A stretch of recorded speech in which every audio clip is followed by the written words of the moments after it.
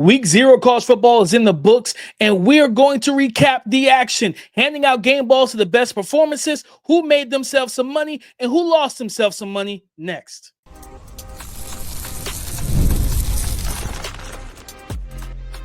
You are Locked On NFL Draft, your daily podcast covering the NFL Draft. Part of the Locked On Podcast Network, your team every day. NFL Draft Podcast, your daily podcast, cover your favorite draft prospects, part of the Locked On Podcast Network, your team every day. I'm your boy, Damian Parson. I'm an NFL draft analyst with Bleacher Report. That's my guy, Keith Sanchez. He's the director of scouting with the Draft Network and 2019 national champion with the LSU Tigers. And as always, thank you for making Locked On NFL Draft your first listen today and every day. Shout out for being our everydayers. College football, week 0 in the books. Guys, we're going to first of all give out our game balls. So if you've been here before, you know typically they came at the end of the show, but Coach K, Coach DP, we're walking into the locker rooms right out the gate to hand out our game balls. Then we're going to get into those money makers, and then we're going to close up with those guys that just kind of fumbled the bag a little bit, Keith. But let's start with the game ball. Coach K, who gets your game ball from week 0 of college football? DP, we talked about him. I think that was Friday's podcast, and right on cue, DP. He showed up in a big way. That is Kansas quarterback Jalon Daniels. I'm walking into the locker room. I'm giving out the game ball. I believe he only had 2 incompletions. If I'm getting the stats right, I believe he was 18-20 for 176 yards and 3 touchdowns, right? And then he ran for almost close to 50 yards, right? But one of the most important things, and this is what we talked about with Jalon Daniels, DP, well, two things, actually. Completion percentage, right? Which you only had 2 incompletions. And then secondly, no turnovers. No turnovers. He had an efficient and effective game. And we talked about how last year we thought that Kansas should have been one of the better teams in the Big 12. And they started off Cincinnati Bengals slow, right? They started out the gate really bad. And then they turned it on, but it was almost a too little, too late situation. They literally mirrored the Cincinnati Bengals. It was just like, yeah, y'all lost too many games in the beginning. But if they were able to use this week 0 game as a tune-up, right? And this is some of what we can see from Jalon Daniels with contributions from some of their transfers, then they should be in a really good spot. But I give that game ball to Jalon Daniels. He played a good game, 6-year senior. He looked poised. He looked ready for the moment. He looked mature, right? Like he's been here before. And that's exactly what you want to see out of him. Now, he played so free in that game. Just the way he was moving in the pocket, how twitchy and explosive he was, knowing when to get out the pocket and use his legs. But I think I don't think people like give him credit for the arm talent and strength that he has. Like he can rip it. You know what I mean? He can absolutely rip the ball, and you see him push the ball down the field. And like I said, 18 of 20, right? To only have 2 incompletions in one game is really good. And we know that he's there was one run where he broke to the left hash, and he strung together like 3 consecutive cuts. And I was like, bro, there's some running backs that can't do that. Like, you know what I mean? There's some running backs that can't string together cuts that effortlessly. And I tweeted, I was like, I don't know if an NFL team, like for me, like an NFL comp for me, I look at him as like Snoop Huntley, Tyler Huntley. You know what I mean? If you let him play quarterback. But I wouldn't be shocked if teams, when we get to the combine, teams like, hey, let's just check the temperature. Are you willing to change positions? Because we would love to do different things with you on the field, give you the ball in different ways. He's such a fun player, man. He could do it from passing from the pocket and rushing the ball. It's just going to be interesting to see how this season plays out for him. Because if they keep this up, like we talk about Kansas State, everybody talks about Kansas State, Iowa State, Arizona State, like Kansas will definitely be able to walk into that conversation for the team to beat in the Big 12 as this season continues. So shout out to Jalon Daniels, man. Played an outstanding game. And they just absolutely ran through, what was that, Fresno State? They didn't have an answer for him. They got after Kurt Warner's son, EJ Warner. I felt bad for the kid. Like he had no time in the pocket back there, man. It was getting after him all game. Keith, I'm gonna go to for my game ball. I'm gonna go to a running back. I'm gonna go to the UNLV game. UNLV played Idaho State, and this was a game I didn't think was going to be close, to be completely honest. But they came out and they ran a 2 QB system. UNLV did. I think their coach is Dan Mullen. So yeah, it is. Yep. we'll see how that goes out, how that plays out. It didn't go too well in Florida, especially with two QBs. It definitely didn't go well in Florida when he had two QBs. We'll see how it plays out. But their running back, Jaden Thomas, man, this young man had a day. And truthfully, he's the reason they won the game. Like Idaho State came to play, and they were on the road. This was UNLV won by one score. It was 38-31 game. Jaden Thomas had 147 yards rushing off of 10 carries. He averaged almost 15 yards per carry, 5'9", 190-pound running back, 3 rushing touchdowns. And one of them, it was such an impressive body control. He took a hit from multiple defenders, bounced off, and then hit the gas and pulled away from everybody in open field. And just at the end of the day, he's a junior prospect, so he still has 1 year of eligibility left. But in the running back class where nothing is for certain right now, this could be one of those guys that teams always look for that kind of jitterbug running back that can be the change of pace guy, the pass catcher out of the backfield, also the return specialist. Man, he played outstanding, and if he doesn't play the way he does, Idaho State wins that game, which is crazy because UNLV is supposed to be one of the best teams in the Mountain West. Yeah, no, I agree with you with that. And then just you look at his skill set, DP, and it's hey, if you can continue this, is there a role for you in the NFL, right? And we see these smaller guys, especially you think about special teams now, right? Like in being able to be a kick return, a punt return type things, but then also some of these backs that come out that kind of the slash and dash types, right? Like complementary pieces, and maybe they're RB3 in systems, but they serve a pivotal role for the entire team. So that's how I look at it. And then if he can also show, pass catching ability, just things like that, like there's a lot that he can do. Absolutely. I think that's where I look at it, Keith. I'm just like, man, because at the end of the day, everybody's always going to be chasing that Darren Sproles type of running back. You know what I mean? And he's built kind of similar to Dion Lewis when he was with the Patriots and everything like that. And like I said, he just played a great game. So speed, strength, body control, footwork. And I'm like, and don't get me wrong, they kind of found a way to get the passing game going a little bit. But this young man had almost 150 yards rushing and 3 touchdowns. If it wasn't for him, Idaho State handily walks out of there with this game. They came in trying to get the upset, and they were literally by the skin of their teeth. They lost that game by 1 score, and truthfully, Jaden Thomas was the decision maker to me. All right, well, DP, let's keep this thing going and flowing, man. We hopped in the locker room, passed out the game balls. Now we're going to talk about those guys that made themselves some money. Yes, some of those NFL draft prospects that made themselves some money from week 0 of college football. We're going to talk about that coming up next. Guys you've probably heard of, Viagra or Cialis. Maybe you even tried them, but if you're looking for something beyond the usual pill, it's time to meet Rougit Ready. Rougit Ready is a next-gen prescription treatment designed to amplify arousal in the brain and boost blood flow.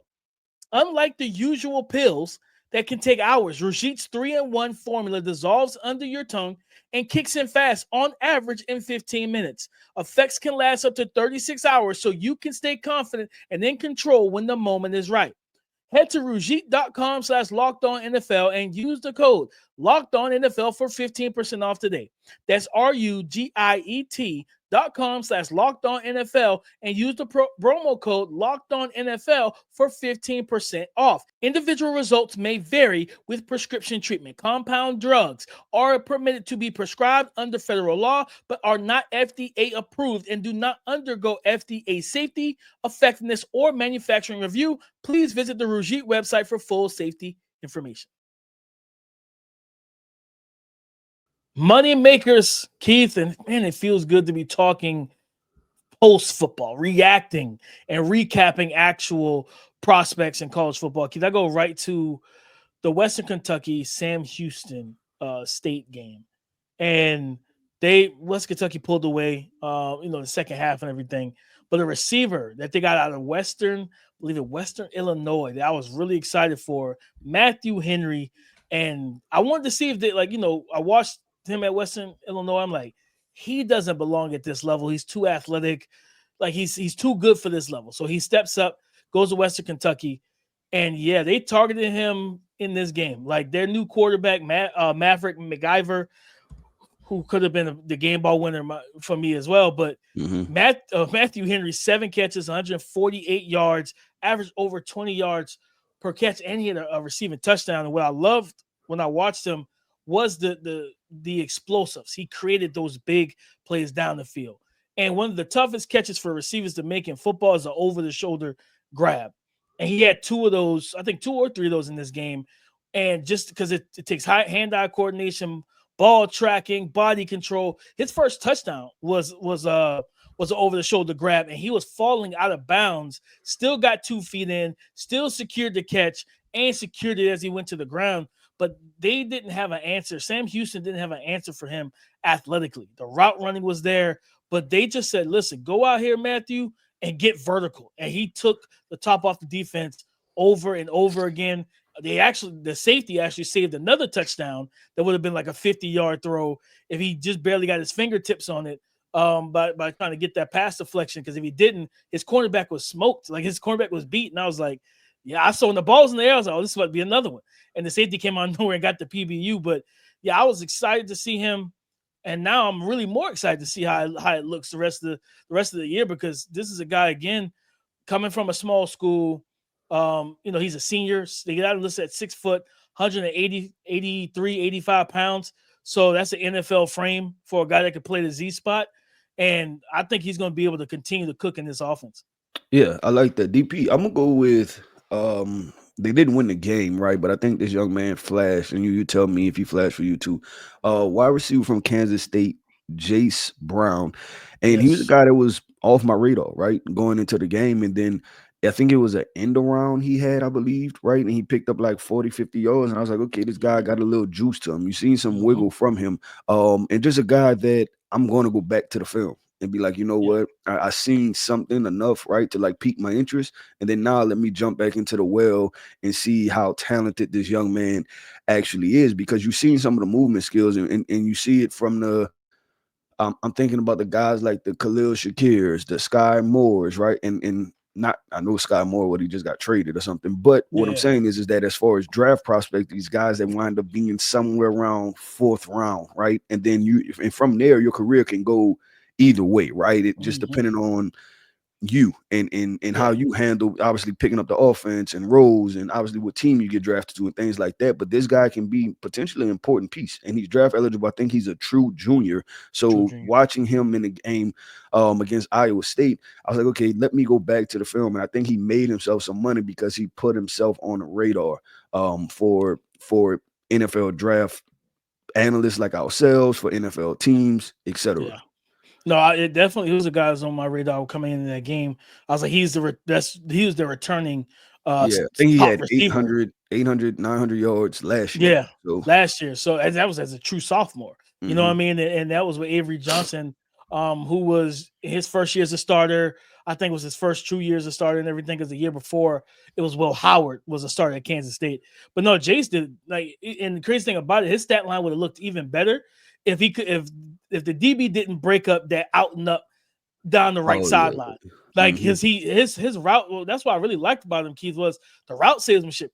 He ran the out and up and beat the outside corner on it, stacked him, showcased the long speed, tracked it well. The ball was a little, I think it hung in the air a little bit too long from Avery. It was rainy. It was I don't know if it was like come from the smoke from the fireworks. I don't know what it was, but it was kind of smoky and cloudy out there. So the elements weren't the big. It was a lot going on. The elements weren't great for him, but like you wanted to see that ball just get out there a little earlier and everything. But shout out to the DB. But then his long touchdown grab, he ran a sluggo, and they ran a sluggo, got the 1-on-1, and like beat. And it was crazy because I thought it was almost disrespectful. I think the guy that was guarding him in the slot was a safety. And I looked at the body type and I was like, oh yeah, this. And I literally posted to Twitter. I was like, yeah, this is not a good matchup. Like I saw that pre-snap and I'm like, if this is man, yeah, no, I'm going right to Jayce. And he ran that sluggo. You got the strong pump from Avery, the pump fake, and then he just dropped it right over the top. He was wide open. So like the route salesmanship, route running, but also like you said, the manufacturer stuff, getting them on some end arounds and get some jet pop passes and different things like that. Because he's just at 6 foot, like 180, but he plays with really good play strength. and Mm-hmm. contact balance. So Yep. he's got strength to his game. So I like that from him as well. Keith, I'm gonna stick to that game actually. And I don't know if I'm gonna butcher this name. I might. It's on same team. Matter of fact, for Kansas State, it's the edge rusher, Tobi Osu. I'm gonna mess this up. Tobi Osunsanmi. Like he was, I didn't know much about him coming into this game. He came out of there with 3 pressures, 2 sacks, and in the beginning of that game, like they made it very difficult for Rocco Becht. Rocco Becht, who I'll talk about in the next topic, he didn't have a great game in this game. He did not have a great game in this game at all. But like Tobi, like finished the game with a pass rush win rate of 29.5. Like he was getting back there. And on true drop back sets, his pass rush win rate jumped to 36.5%. He was constantly in the backfield, especially early. I think Iowa State did a good job being smart and trying to get the run game going a little bit. Take some of the, let's take some of the steam off this pass rush because our quarterback's struggling a little bit. Our O-line can't get their footing. This dude's flying off the edge like a bat out of hell. Things are not going well for us early in this game. And you could see it. Like it just, the offense was disjointed.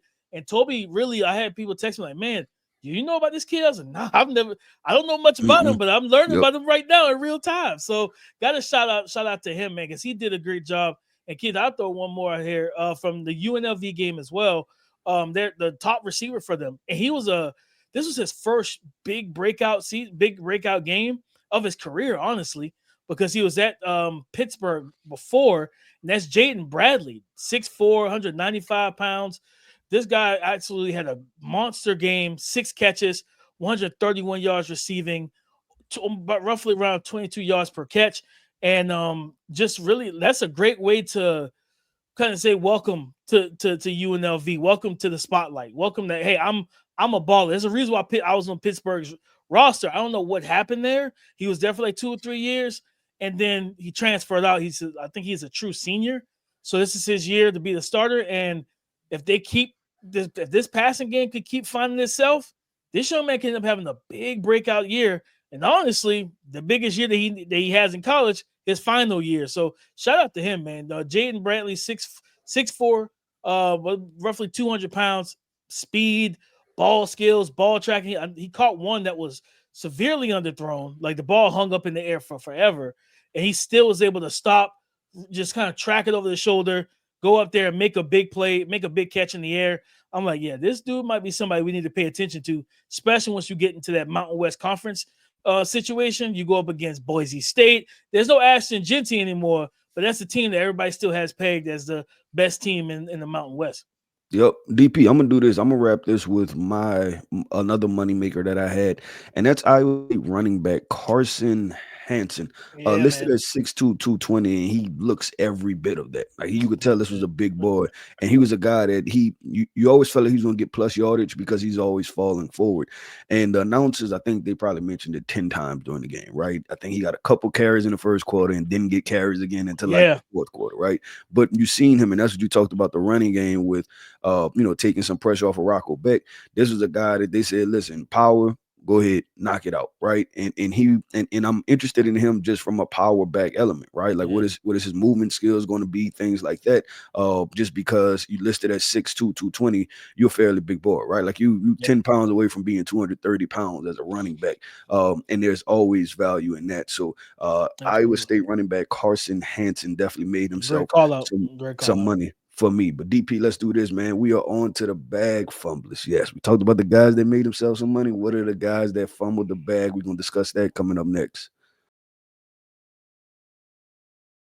This episode is presented by Yahoo Fantasy.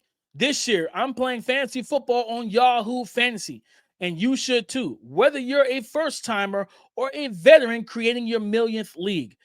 With the season kicking off on September 4th, now is the time to start playing Yahoo Fantasy Football, which offers so many fun ways to compete. You want more ways to play? Try the brand new Yahoo Fantasy Guillotine League mode, where the lowest scoring team gets eliminated weekly until one team is left standing. Want to play instantly with your friends? Oh, we have that too. Try the new Draft with Friends mode. Or even if you prefer the classics, get your crew together and go head to head in private leagues. No crew, no problem. Join a public league, the easiest way to play. The NFL season kicks off September 4th. So don't wait. Start your league now. Draft now at yahoofantasy.com/lockedonnfl. That's yahoofantasy.com/lockedonnfl. Thank you for making Locked On NFL Draft your first listen today and everyday shot, for being our everydayers. We talked game ball. We discussed the money makers, those guys that help themselves. Now what goes up, Keith, in your famous word, what goes up usually comes down. Gotta talk about those bag fumblers. And for me, it was Rocco Becht. And granted, he threw 2 touchdowns in this game. He completed 50% of his passes. He was 14 of 28, 183 passing yards in this game. He ran the ball fairly well when they needed him to. He used his legs. He's an athletic quarterback. He ran the ball 13 times for 42 yards. He actually had a rushing touchdown as well, but he had three fumbles also in this game. So when you're talking about passing wise, he had 3 throws that probably should have been interceptions. They should have been turnovers. I think the rain bothered him. Of course, we talked about with Tobi, the pressure that Kansas State was able to get on him early, like hitting him, making him feel them and feel their presence early in that game. That threw him off. I still like Rocco, but it's like I feel like the elements bothered him a lot in this game. And it's like, don't get me wrong, he still had some good throws, some NFL throws and moments, but you wanted to kind of see him. Like Avery Johnson played better out of the 2 quarterbacks. Mm-hmm. Avery did a good job, whether it was running the football, throwing it, making the right decisions for the most part. Avery did a good job. Rocco struggled for the most part throughout this game, but they still was able to come out with the win. And his coach trusted him. I think it was like 4th down, 4th and short. They said, stay on the field. Let's go ahead and see if we can get this first down, and then force them to use their timeout so we can run the clock out. And they were able to do that. So that takes the maturity of what Rocco Becht is, no matter how bad the game was for him. But yeah, I think from a prospect standpoint, it's like, all right, do we have to worry about you in rain, inclement weather? Do we have to worry about you being able to control the ball, spin it, throw it, drive it, things of that nature? Because if that's the case, I mean, that's a tough pill to swallow. You think about majority of the teams, like, they're outside. So it's like, you go do it rain, sleet, snow, something. You do it wind. Let me show me that you can handle the elements a little bit better than that. Yeah, DP. He was a bag fumbler for me too.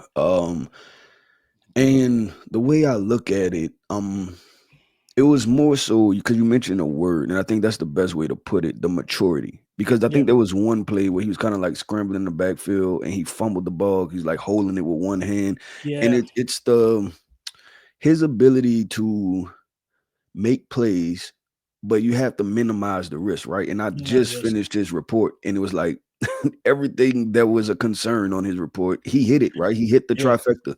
And it was like, man, you have to, one, protect the football, put football in better places, make better decisions, right? And then protect the football passing, but also when you're running with the football, like that reckless abandon, it's motivating, it's good. You know, like you see it from your quarterback, the defense gets motivated by it. But the other side of that is when you start turning the ball over, then now we're looking at it like you're hurting us, right? Like now you're demoralizing us instead of inspiring us. So with Rocco, I do think the weather played a part. I think the weather played a part in with both quarterbacks, right? Especially in the first half. Like it rained probably almost the entire first quarter, and then it was still the field condition was kind of bad in the second quarter, and then things got better middle of the third to the fourth quarter, right? Like we started seeing actual football. But I agree with you with elements. Then you have to understand what you're working with, and then not put yourself in position to turn the ball over. I think that was kind of more of the thing. It was like, okay, cool. If this is an issue, talking about the rain, right, and you're not able to get your passes in certain situations and your footing isn't great, you have to be aware of that, and then just be like, you know what, I'm just going to play in the confines of this and let this game play out, because it was a crazy game for the first half. It was things back and forth, just fumbles in the I think they turned the ball over twice each, consecutive. It was a wild first half for sure. Yeah, it was a wild first half. So I'm with you. I put Rocco back, and then the other guy I put in there, and unfortunately we didn't see a lot of him. because I think he was injured on the play, but Kansas State running back Dylan Edwards, right? And Mhm. they just so like they laced it up at talking about as far as the announcers, right? It's like Dylan Edwards finally gets to get the ball in his hands, and then he fumbles the punt, right? And I know what it Fumbles, yeah. was. He was excited to make a play, and truth of the matter is, he should have fair caught it, Yeah, right? he should. Because at the last second, he looked down at the rush. But that was just another guy. Like you're talking about big time, big moments, week 0, and it's like you leave with an injury and a fumble punt, right? It's Yeah. not great. Because they couldn't run the ball without him. They really Yeah. couldn't run the ball at all Mhm. without him. It was just mostly on Avery Johnson's legs. And it's like, man, you two are a 1-2 punch in that backfield. Like losing you was a big blow to that offense. And their rushing productivity. So I'm with you, Keith. I'm gonna close it out with Stanford. Yeah, man, that's tough. Stanford lost last second field goal on the road to Hawaii, and Frank Reich is the head coach there, and he's bringing. You could tell, with him there, Andrew Luck being the general manager there, they're getting back to that old school Stanford, that power run, punch you in the mouth. Like their running back Michael Ford, we'll be talking about him in the next year or two as a draft prospect because he was taking that game over. Really physical kid. I think it was like a high school quarterback or something like that, and transitioned to running back, and he looks every bit of the part. But it was the quarterback for Stanford. That is the bag fumbled. You're going against Hawaii, and don't get me wrong, got a lot of love for the Rainbow Warriors over in Hawaii, but you're Stanford. This is an opportunity. Even though you've been struggling as a program, you're supposed to win this game. On the road, you're supposed to walk out of there with a dub. Yeah. And they went and got Ben Gulbranson, and 6'3", 220. Keith, 15 of 30, 109 yards passing, a QBR of 13.2, no touchdowns, and he had an interception thrown in this game. Passer rating of 73.9. He was nearly abysmal when I was watching this game up late last night.